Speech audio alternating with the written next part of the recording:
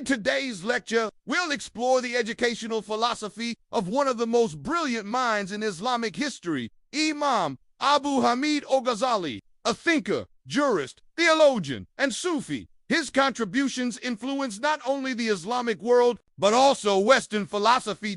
Imam Al Ghazali's full name was Abu Hamid Muhammad ibn Muhammad Al Ghazali Al-Tazali. He is widely known as Hujjat al-Islam, proof of Islam, and Zayn al-Din, adornment of the religion. He was born in 1058 CE in the city of Tas in present-day Iran. He studied under Imam al-Haramain al-Juwayni in Nishapur and quickly rose to become a respected scholar. He was appointed as a professor at the famous Nizamiya Madrasa in Baghdad. However, after a spiritual crisis, he left his prestigious post and spent years in seclusion, traveling to Mecca and dedicating himself to spiritual purification and deeper understanding of Islam. Revelation, the ultimate source of knowledge for Al Ghazali. Divine revelation, why, is the most authentic and complete source of knowledge. He believed that while reason AKL is important, it is limited and cannot grasp the full truth without guidance from revelation.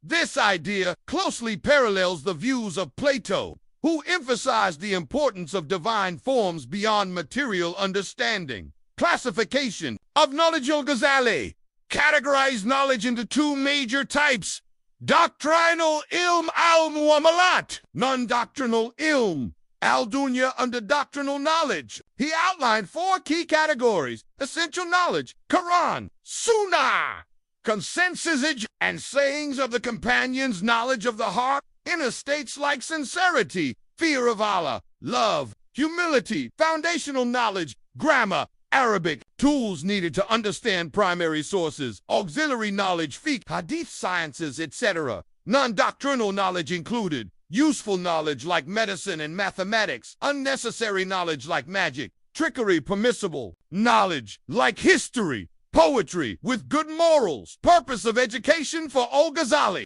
The true purpose of education is moral and spiritual development. He believed education should aim to refine the soul, develop good character, and prepare individuals to live according to divine guidance. Curriculum. Al Ghazali was critical of the curriculum of his time, which leaned too much toward intellectualism and ignored spiritual ethics.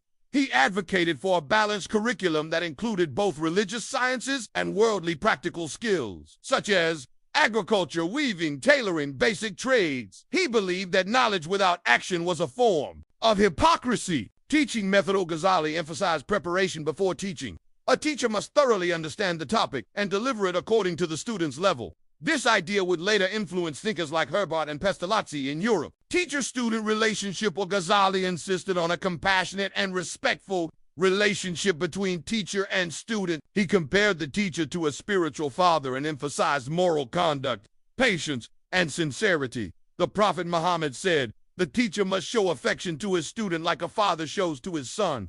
Women's education. Al Ghazali supported basic education for women, especially to help them fulfill their roles in family and child rearing. However, he did not advocate for higher academic pursuits for women, aligning with views held by Aristotle and Rousseau. Physical education. He also stressed physical well-being, believing that a healthy body is essential for a healthy soul and active mind. Conclusion. Imam Al Ghazali's philosophy of education presents a harmonious blend of spiritual, ethical, intellectual, and practical development. It's a timeless model for building individuals who are both God-conscious and socially responsible. If you found this video helpful, like, share, and subscribe to Future Scholars Network for more educational content. Thank you for watching.